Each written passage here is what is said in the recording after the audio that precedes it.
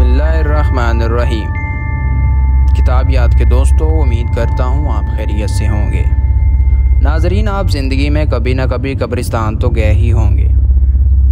जब इंसान मरता है तो उसको कब्रिस्तान में दफन किया जाता है। इस दुनिया में तकरीबन तमाम मज़ाहिब में कब्रिस्तान होते हैं। इस दुनिया में कुछ ऐसे मज़ाहिब भी हैं जिनके कब्रिस्तान नहीं होते, और उनमें से एक हिंदू मज़हब भी है।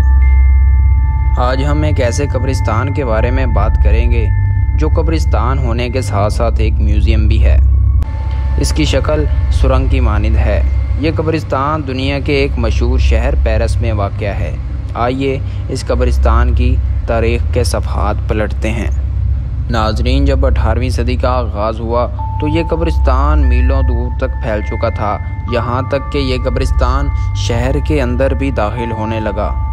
तो हुकूमत ने इस कब्रिस्तान में मज़ीद लोगों को दफन करने से मना कर दिया, और उसके साथ ये फ़ैसला किया कि इस कब्रिस्तान में मुर्दों की बाक़ियात को इकट्ठा किया जाए और शहर से बाहर उनको दफन कर दिया जाए। इस बात पर अमल करते हुए उन्होंने मुर्दों की बाक़ियात को इकट्ठा किया और उसको मुंतकिल कर दिया गया। उस जगह का नाम सेंट इनोसेंस था। नाजरीन, आइए इस कब्रिस्तान की मज़ीद गहराई में जाते हैं। इस कब्रिस्तान को पेरिस कैटाकॉम्ब कहते हैं। इस कब्रिस्तान में 60 लाख अजसाम दफन हैं। इसको 3 हिस्सों में तकसीम किया गया है। हर हिस्सा 20 लाख मुर्दों पर मुश्तमिल है।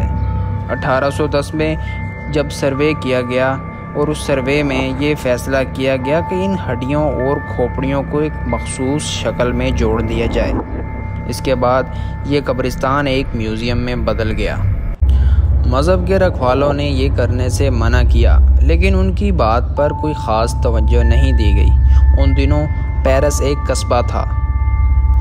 उसके बाद लोगों ने जब इस पुरअसरार और अजीबो गरीब कब्रिस्तान के बारे में सुना तो बहुत से सियाहों ने इस तरफ का रुख किया, लेकिन उन दिनों ये ख़ास वक्त पर खोला जाता था। ये खोलने के बाद कुछ अरसे में ही लोगों का कहना ये था कि उनको पुरअसरार चीज़ों का सामना करना पड़ रहा है। जब ये बात हुकूमत तक पहुंची तो हुकूमत ने इस कब्रिस्तान को मुकम्मल तौर पर बंद कर दिया। 1850 में ये फ़ैसला हुआ कि इस कब्रिस्तान को 4 बार खोला जाए। जब सियाहों ने इस पर मज़ीद इसरार किया तो इस म्यूज़ियम को मुकम्मल तौर पर खोल दिया गया, और आज ये एक तफरीही मकाम बन चुका है।